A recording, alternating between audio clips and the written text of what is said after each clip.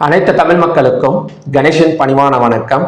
இந்த வீடியோவில் வந்து நம்ம எதை பற்றி டிஸ்கஸ் பண்ண போகிறோம் அப்படின்னா, coming week July first week வந்து பங்கு சந்தைகள் எப்படி இருக்கும், அதாவது என்எஸ்சி பிஎஸ்சி அதுக்கப்புறம் பார்த்தீங்க அப்படின்னா எம்சிஎக்ஸ் இந்த மூணுமே எப்படி இருக்கும், அதுக்கான வீக்லி சப்போர்ட் அண்ட் ரெசிஸ்டன்ஸை பற்றி நாம் வந்து டிஸ்கஸ் பண்ணலாம்.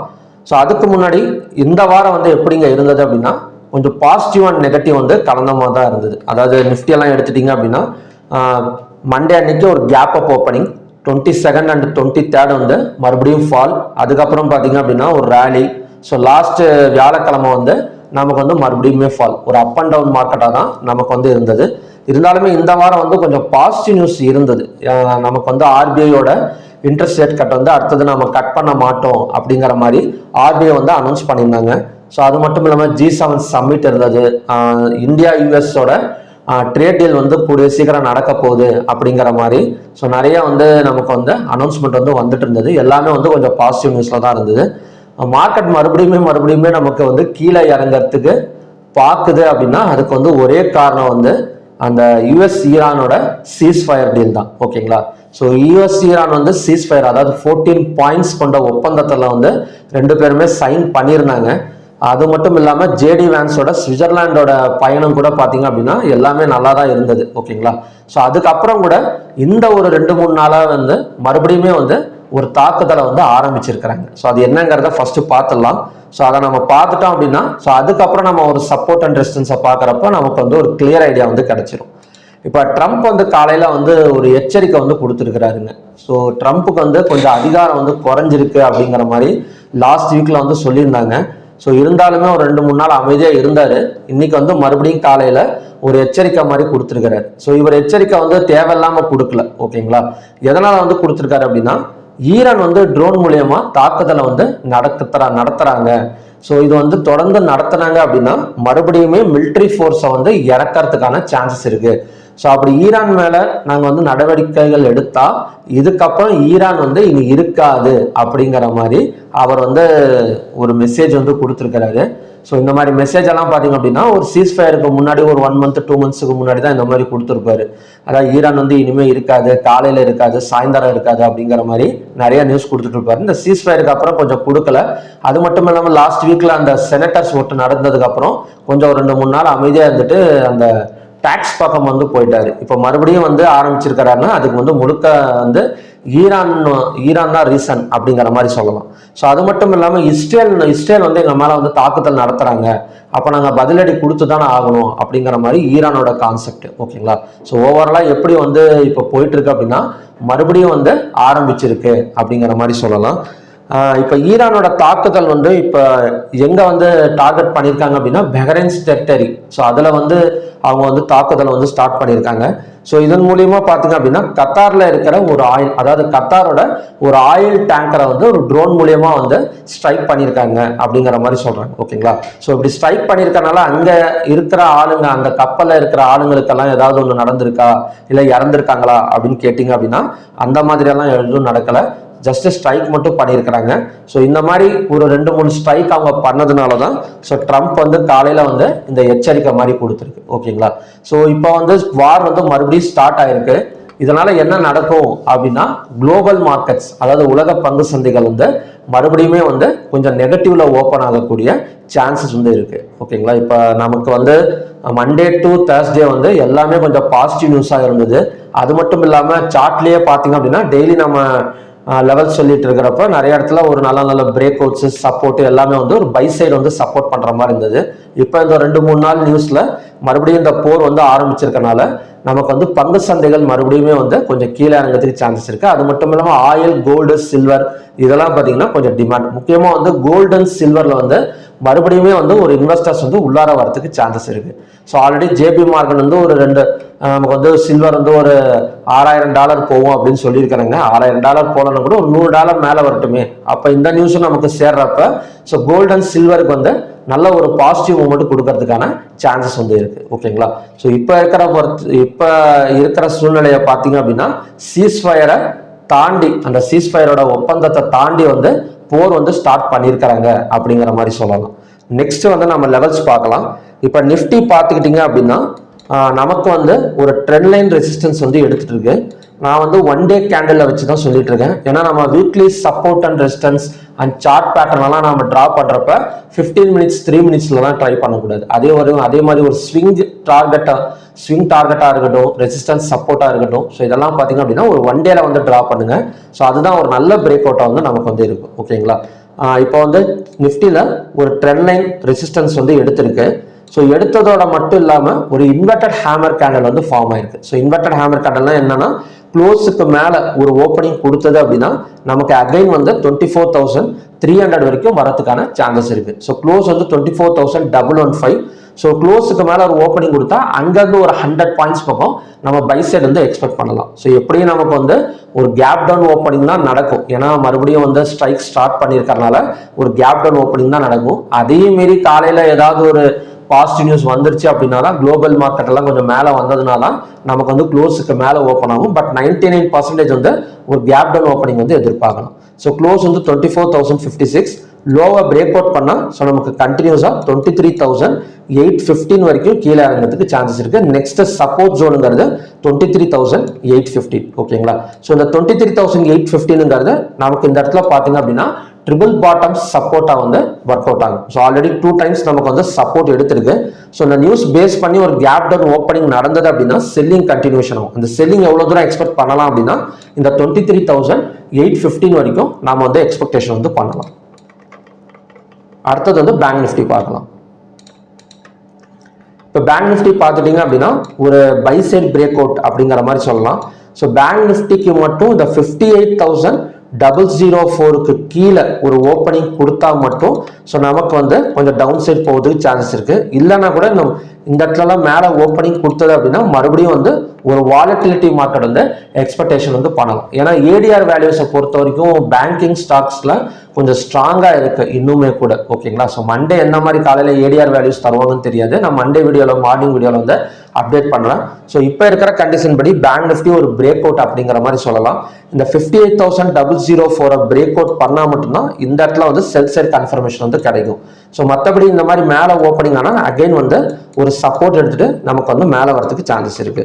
ஸோ இந்த டவுன் சைட் கொடுத்தது அப்படின்னா நெக்ஸ்ட் ட்ரிபிள் பாட்டம் சப்போர்ட்ங்கிறது 57,120. அடுத்தது வந்து சென்செக்ஸ் பார்க்கலாம். ஸோ சென்செக்ஸ் நமக்கும் சேம் கண்டிஷன் தான். இப்போ சென்செக்ஸ்ல நம்ம வந்து ஒரு ட்ரெண்ட் லைன் டிராப் பண்ணோம்னு வச்சுக்கோங்களேன். ஸோ ட்ரெண்ட் லைன் டிராப் பண்ணோம் அப்படின்னா நமக்கு வந்து அதே கண்டிஷன் தான். இப்போ நிஃப்டியில் பார்த்தா அதே கண்டிஷன் தான். இதுக்கான லோவை பிரேக் அவுட் பண்ணது அப்படின்னா நெக்ஸ்ட் டார்கெட் அண்ட் சப்போர்ட்டுங்கிறது 76,145. ஸோ இந்த இடம் வந்தால் மறுபடியும் வந்து நமக்கு வந்து சப்போர்ட் எடுக்கிறதுக்கு தான் நமக்கு வந்து சான்சஸ் இருக்கு. ஓகேங்களா? லோவை பிரேக் அவுட் பண்ணி ஓப்பனிங் கொடுக்கணும். ஸோ மேக்ஸிமம் லோவை பிரேக் அவுட் பண்ணி தான் நமக்கு வந்து ஓப்பனிங் கொடுக்கும். ஓகேங்களா? அடுத்தது வந்து யூஎஸ்டி ஐஎன்ஆர் பார்க்கலாம்.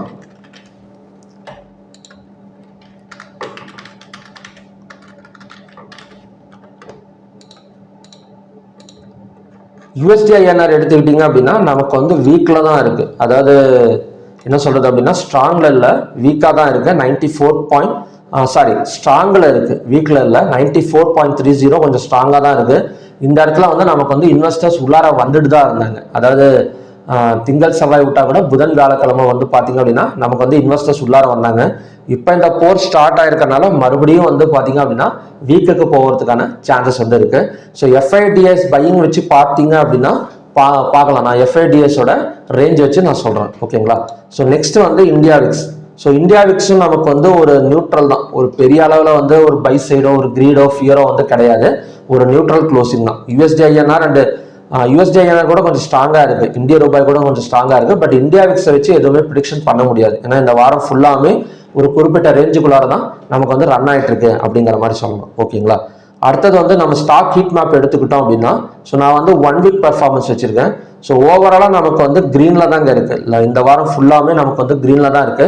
அதில் ஹைவேட்டேஜ் ஸ்டாக்ஸ் எல்லாம் நல்லாவே வந்து பை பண்ணியிருக்காங்க. ஏன்னா எஃப்ஐஎஸ் வந்து பை பண்றாங்கனாலே கண்டிப்பா வந்து அவங்க ஹைவேட்டேஜ் ஸ்டாக்ஸ்ல தான் ஃபோர்ஸ் பண்ணுவாங்க. ஓகேங்களா? டிஏஎஸ் வந்து பை பண்றாங்க அப்படின்னா அவங்க மிட் கேப் ஸ்மால் கேப்ஸ்ல வந்து பை பண்ணிக்குவாங்க. அது மட்டும் இல்லாமல் ஹோல்டு பண்ணுவாங்க. பட் எஃப்ஐஎஸ் இந்த மாதிரி கிடையாது. வாங்கினா ஃபுல் அண்ட் ஃபுல் அமௌண்ட் வந்து டம்ப் பண்றது ஹைவேட்டேஜ் ஸ்டாக்ஸ்ல தான். ஸோ அதுதான் நடந்திருக்கு அப்படிங்கிற மாதிரி சொல்லலாம். HDFC, ICICI bank, State Bank of India, Maruti, எம்என்டம், சிப்லா எல்லாமே வந்து ஒரு ஹைவேட்டேஜ் ஸ்டாக்ஸ்ல வந்து நமக்கு வந்து நல்லாவே வந்து ஒரு இன்வெஸ்ட்மெண்ட் வந்து பண்ணியிருக்காங்க. ஓகேங்களா? ஸோ நெக்ஸ்ட் வந்து ஏடிஆர் வேல்யூஸ். ஏடிஆர் வேல்யூஸ் பார்த்தீங்க அப்படின்னா நமக்கு வந்து இன்ஃபோசிஸ் நல்லா இருக்கு, ஹெச்டிஎஃப்சி 2.71%, ஐசிஐசி பேங்க் வந்து 5.76%, ரிலையன்ஸ் 2. இதெல்லாம் ஓவராலாக வந்து இதுவுமே வந்து ஒரு வீக்லி பர்ஃபார்மன்ஸ் வந்து ஸ்ட்ராங் பாசிட்டிவ்ல தான் இருக்கு. ஸோ நமக்கு இந்த நியூஸ் பேஸ் பண்ணி நமக்கு வந்து டவுன் சைடு எடுக்கிறதுக்கு சான்சஸ் இருக்கு. ஸோ அப்படி டவுன் சைடு எடுத்தால் கூட என்ன பண்ணலாம் அப்படின்னா அந்த மண்டே மட்டும்தான் நமக்கு வந்து கொஞ்சம் செல்லிங் ப்ரெஷர் வந்து இருக்குங்க. ஸோ அதுக்கப்புறம் நமக்கு வந்து ஒரு சப்போர்ட் எடுத்து மறுபடியும் ஏதாவது அந்த சீஸ்ஃபயர் வந்து கொஞ்சம் அமைதியாயிடுச்சு, அந்த என்ன சொல்றது அப்படின்னா யூஎஸ் ஈரானோட போர் வந்து கொஞ்சம் அமைதியாயிடுச்சு, இல்லை வேற ஏதாவது நமக்கு வந்து யூஎஸ் இந்தியா ட்ரேட் டீல் வந்து ஏதாவது வந்தது அப்படின்னா மறுபடியும் அந்த நிஃப்டியெல்லாம் 23,812 வந்துட்டு ரெக்கவரி ஆகிறதுக்கு சான்சஸ் வந்து இருக்கு. ஓகேங்களா, அடுத்தது வந்து பேங்க் நிஃப்டி பார்க்கலாம். இப்போ பேங்க் நிஃப்டி கிடையாது, எஃப்ஐடிஐ டேட்டா. ஸோ எஃப்ஐடிஐ டேட்டாவை பொறுத்த வரைக்கும் 4 நாளில் 2 நாள் வந்து வாங்கியிருக்கிறாங்க. அதாவது வியாழக்கிழமையும் அதே சமயம் பார்த்தீங்கன்னா செவ்வாய்க்கிழமையும் பார்த்தீங்க அப்படின்னா நமக்கு வந்து வாங்கியிருக்கிறாங்க. ஸோ செவ்வாய்க்கிழமை கிராஷ் ஆனதுக்கு காரணம் தெரியும், சவுத் கொரியன் மார்க்கெட் வந்து கிராஷ் ஆனது, அந்த டைம்லேயே வந்து பையிங் பண்ணியிருந்தாங்க. ஓகேங்களா, ஸோ ஓவராலாக நான் செல்லிங்கில் தான் இருக்கிறாங்க அப்படிங்கிற மாதிரி சொல்லலாம். ஏன்னா பையிங் பார்த்தீங்க அப்படின்னா வெறும் 400 கோடி தான், செல்லிங் பார்த்தீங்க அப்படின்னா கிட்டத்தட்ட 2,500 கோடி ரூபா பக்கம் செல்லிங்கில் இருக்கிறாங்க. ஸோ ஓவராலாக இவங்களும் மைண்ட் செட் வந்து இப்போதைக்கு வந்து செல்லிங்கில் இருக்காங்க அப்படிங்கிற மாதிரி சொல்லலாம். குளோபல் இண்டெக்ஸும் நமக்கு வந்து ஃப்ரைடே வந்து இந்தியன் மார்க்கெட் வந்து ஹாலிடே. ஸோ அந்த டைமில் குளோபல் மார்க்கெட் வந்து ஒரு 10 பாயிண்ட் பக்கம் டவுன் தான் இருக்கு. ஓகேங்களா, ஸோ ஓகே ஃப்ரெண்ட்ஸ், இதுதான் பார்த்தீங்கன்னா கண்டிஷன்ஸ். நெக்ஸ்ட் வந்து நம்ம வந்து எம்செக்ஸுக்கு போயிடலாம். இப்போ க்ரூட் ஆயில் எடுத்துக்கிட்டிங்கன்னா நமக்கு வந்து டிமாண்ட் தான் கொடுக்கும். ஏன் அப்படின்னா மறுபடியும் இப்போ வந்து வார் வந்து ஸ்டார்ட் ஆயிருக்கனால நமக்கு வந்து டிமாண்ட் தான் கொடுக்கும். ஃப்ரைடேவோட ஹையாக பிரேக் அவுட் பண்ணணும். ஸோ இந்த இடத்துல ஃப்ரைடே கிடையாது, வியாழக்கிழமை தேர்ஸ்டேவோட ஹையை பிரேக் அவுட் பண்ணா மட்டும்தான் நமக்கு வந்து பை சைடு கன்ஃபர்மேஷன் வந்து கிடைக்கும். ஓகேங்களா, ஸோ தேர்ஸ்டேவோட ஹை வந்து 6,691. ஸோ இதை பிரேக் அவுட் பண்ணால் நமக்கு வந்து 7,382 வரைக்கும் சான்சஸ் இருக்கு. நெக்ஸ்ட் ரெசிஸ்டன்ஸுங்கிறது 7,382, அதுக்கப்புறம் பார்த்தீங்கன்னா 7,548. சப்போஸ் நமக்கு வந்து நாளைக்கு மறுபடியும் செல்லிங் கொடுத்தது, செல்லிங் வந்து சான்சஸ் கம்மி தான். ஏன்னா காலையில் ஓப்பன் ஆகிறப்ப யூஎஸ் ஆயில் வந்து கொஞ்சம் பாசிட்டிவ்ல ஓப்பன் ஆகக்கூடிய சான்சஸ் இருக்கு. ஸோ லோவை பிரேக் அவுட் பண்ணது அப்படின்னா நெக்ஸ்ட் டார்கெட்டுங்கிறது 6,143. ஓகேங்களா, ஸோ மேக்ஸிமம் நமக்கு 6,691 பிரேக் அவுட் பண்ணுறதுக்கு தான் வாய்ப்புகள் வந்து அதிகம். அடுத்தது வந்து நேச்சுரல் கேஸ். இப்போ நேச்சுரல் கேஸுங்கிறது ஒரு குறிப்பிட்ட ரேஞ்சில் தான் ட்ரேட் ஆகிட்டு இருக்கு. ஸோ இந்த வாரமும் அதே மாதிரி தான். ஸோ 322.7ங்கிறது நமக்கான நெக்ஸ்ட் ரெசிஸ்டன்ஸ் ஜோன். நமக்கு வந்து தேர்ஸ்டே வந்து ஒரு டோஜி கேண்டல் ஃபார்ம் ஆயிருக்கனால ஹையா பிரேக் அவுட் பண்ணால் இந்த 322.7 வரைக்கும் நம்ம எக்ஸ்பெக்ட் பண்ணலாம். இல்லைன்னா லோவா பிரேக் அவுட் பண்ணால் கண்டினியூஸாக நமக்கு வந்து 287.0 வரைக்கும் வரதுக்கு சான்சஸ் இருக்கு. கோல்ட் அண்ட் சில்வர் என்னங்க ஆகும்? ஸோ கோல்ட் அண்ட் சில்வர் வந்து ஜேபி மார்கன் வந்து பை த டிப் அப்படின்னு சொல்லி கொடுத்துருந்தாங்க. ஸோ எந்த இடத்துல கொடுத்துருந்தாங்க அப்படின்னா $4,100 கொடுத்துருந்தாங்க. ஸோ அவங்க சொன்னதுலேருந்து ஒரு $100 டவுன் தான் இருக்கே தவிர மேலே வந்து ஏறல. ஸோ இப்போ மறுபடியும் மேலே ஏறுதுன்னா அதுக்கு என்ன ரீசன்னா வார் ரீசன் அப்படிங்கிற மாதிரி சொல்லலாம். ஸோ இப்போதைக்கு வந்து எல்லாருமே வந்து ஒரு பாதுகாப்பான ஒரு முதலீடு எது அப்படின்னா கோல்ட் அண்ட் சில்வர் தான் சூஸ் பண்ணுவாங்க இப்போ. ஓகேங்களா, ஸோ அதை பேஸ் பண்ணி பார்க்குறப்ப கோல்ட் அண்ட் சில்வர் இந்த வாரம் வந்து கொஞ்சம் பை போகிறதுக்கான சான்சஸ் இருக்கு. இப்போ கோல்டில் லெவல்ஸ் பார்த்தோம் எம்செக்ஸில் அப்படின்னா நமக்கு வந்து ஒரு டோஜி கேண்டல் தான் ஃபார்ம் ஆயிருக்கு. எப்படி ஒரு கேப் அப் ஓப்பனிங் வந்து எக்ஸ்பெக்டேஷன் வந்து பண்ணலாம் Monday. So gap up opening நடந்தது அப்படின்னா 1,48,020 தான் நெக்ஸ்ட் ரெசிஸ்டன்ஸ் அண்ட் டார்கெட். ஓகேங்களா, ஸோ இந்த இடம் வந்ததுக்கு அப்புறம் 215 மினிட்ஸ் கேண்டல் போகும். So 215 minutes candle red colour candle form ஆனால் இந்த இடம் வந்து ரெசிஸ்டன்ஸாக ஒர்க் அவுட் ஆகும். இல்லை அப்படின்னா இதையும் பிரேக் அவுட் பண்ணிட்டு மேலே வரதுக்கு சான்சஸ் இருக்கு. ஸோ இந்த மாதிரி டோஜி கேண்டல் லோவாக பிரேக் அவுட் பண்ணால் நெக்ஸ்ட் டார்கெட்டுங்கிறது 1,40,527. ஸோ சப்போர்ட்டுங்கிறது 1,40,527, ரெசிஸ்டன்ஸுங்கிறது 1,48,020. அடுத்தது வந்து சில்வர் பார்த்துக்கலாம்.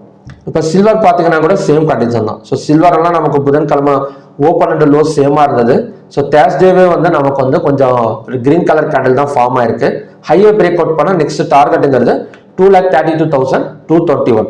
ஸோ கோல்ட் அண்ட் சில்வர்லாம் பழைய ரேட்டுக்கெல்லாம் வந்துருமா அப்படின்னு கேட்டிங்க அப்படின்னா அதை வந்து இப்போதைக்கு வந்து சொல்ல முடியாதுங்க. ஏன்னா நமக்கு வந்து ஒரு சில ஸ்ட்ரைக்ஸ் நடந்திருக்கிறதுனால நம்ம கோல்ட் அண்ட் சில்வர் பாசிட்டிவ் அப்படிங்கிற மாதிரி சொல்லலாம். ஸோ அடுத்த வாரம் எவ்வளோ தூரம் அது வந்து தொடருங்கிறது தெரியாது.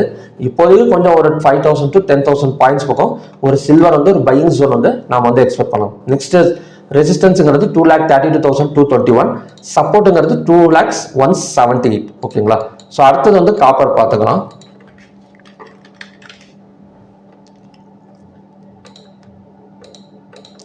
இப்போ இப்போ காப்பர் வந்து ஒரு பிரேக் அவுட், ஒரு செல் சைட் பிரேக் அவுட் அப்படிங்கிற மாதிரி சொல்லலாம். ஸோ இந்த இடத்துல ஆல்மோஸ்ட் நமக்கு வந்து ரெசிஸ்டன்ஸில் தான் நிற்குது. ஸோ இந்த இடம் பார்த்தீங்கன்னா தெரியும், பிரேக் அவுட் நடந்து நமக்கு கீழே இறங்கி ஒரு ரெசிஸ்டன்ஸில் தான் நிற்குது. ஸோ இந்த ரெசிஸ்டன்ஸ் ஃபஸ்ட்டு பார்க்கலாம். இதையும் தாண்டி இந்த 1272க்கு மேலே ஒரு ஓப்பனிங் கொடுத்தது அப்படின்னா ஸோ பை சைடு வந்து எக்ஸ்பெக்ட் பண்ண முடியும். இல்லைன்னா லோவாக பிரேக் அவுட் பண்ணால் ஸோ கண்டினியூஸாக நமக்கு இந்த இடத்துல ஒரு 22-25 பாயிண்ட்ஸ் பக்கம் டவுன் எடுக்குது சான்ஸ். ஏன்னா கோல்டு அண்ட் சில்வர் நமக்கு வந்து மேலே வர்றப்ப மேக்ஸிமம் நமக்கு காப்பரும் கொஞ்சம் மேலே வந்துடும். இருந்தாலும் ஒரு பை சைட் கன்ஃபர்மேஷனுங்கிறத 1272 பிரேக் அவுட் பண்ணால் மட்டும் நம்ம வந்து எக்ஸ்பெக்ட் பண்ணலாம். ஓகேங்களா? ஸோ ஓகே ஃப்ரெண்ட்ஸ், இதுதான் பார்த்தீங்கன்னா இன்னைக்கான கண்டிஷன்ஸ். இன்னைக்கான கண்டிஷன்ஸ் இல்லை, கம்மிங் வீக்குக்கான கண்டிஷன்ஸ். ஓகேங்களா? பார்க்கலாம். நிஃப்டி எல்லாம் மறுபடியும் வந்து கொஞ்சம் செல்லிங் ப்ரெஷரில் தான் ஓப்பனிங் வந்து கொடுக்கும் மண்டே. மறுபடியும் பார்த்தீங்க அப்படின்னா இன்னொரு நல்ல ப்ரெடிக்ஷன் வீடியோட நான் வந்து உங்களை மீட் பண்ணுறேன். Thank you very much.